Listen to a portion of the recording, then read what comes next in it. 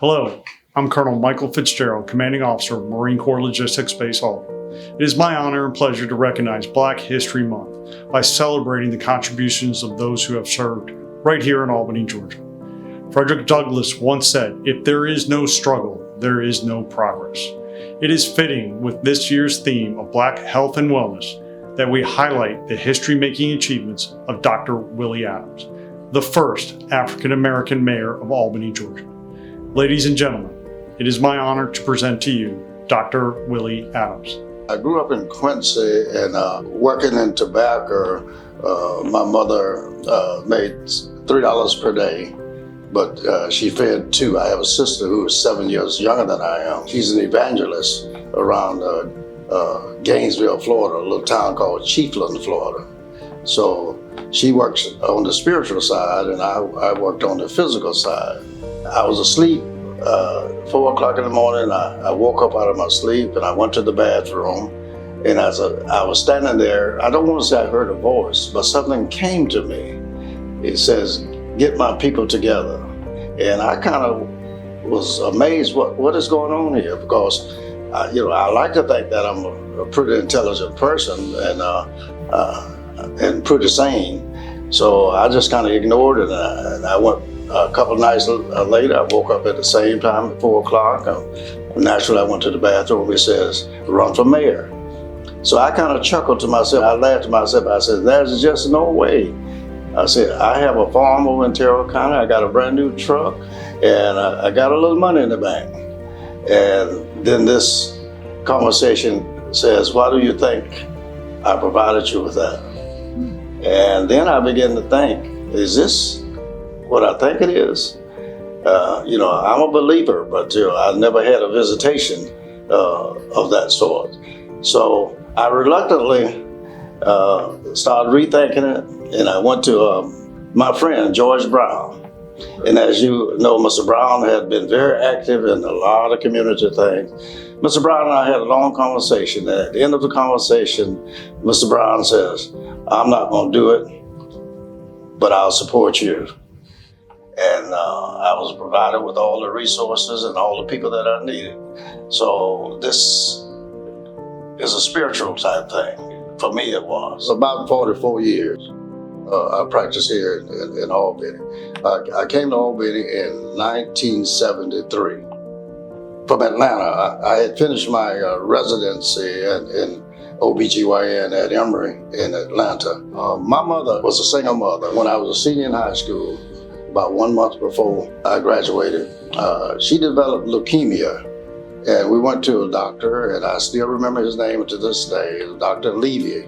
He told me I'm 17, my mother is 35, approaching 36, that my mother had blood cancer, leukemia, and that she probably wouldn't survive for about 6 months.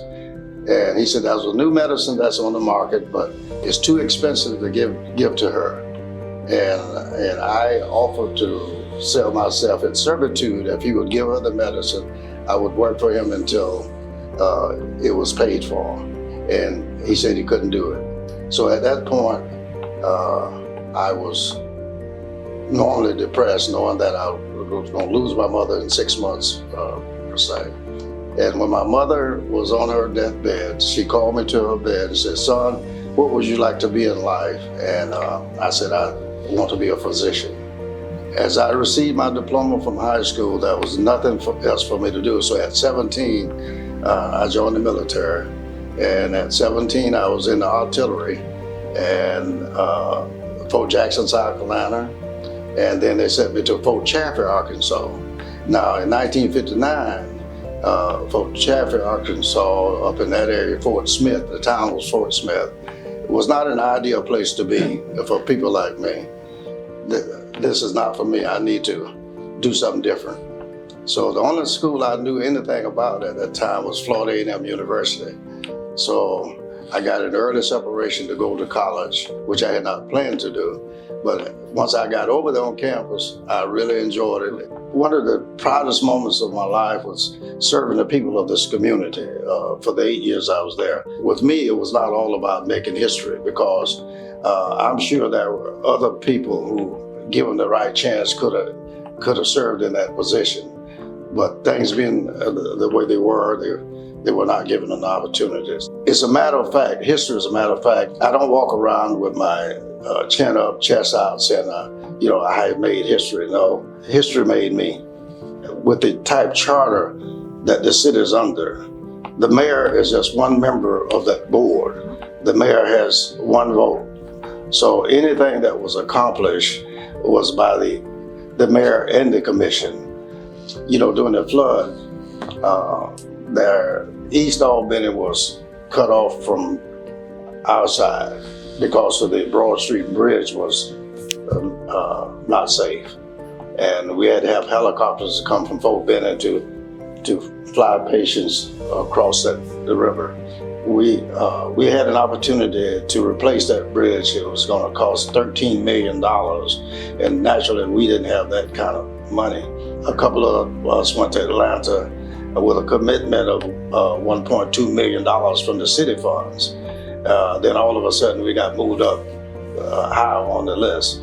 So I'm very proud of the fact that we were connected to both sides of the city. The airport, we did some renovations. We got funds to redo the airport, which I'm very proud of. With my fellow counterpart from the county side, Bodine Senior, we were able to convince Walmart to put a nice Walmart on the east side.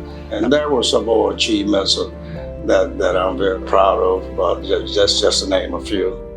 I'm over at the health department, Dougherty County Health Department, and I'm vaccinating. And I'll be honest with you, it is just completely enjoyable because I'm seeing some of my old patients.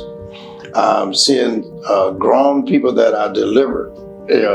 I had a young man in there that was 44 yesterday, and he said, "My mama told me to tell you you delivered me," and it just excited me. You know what I mean? So this is the type of audience. And then I'm meeting new people. James Taylor came from the Marine base, also served as my city manager.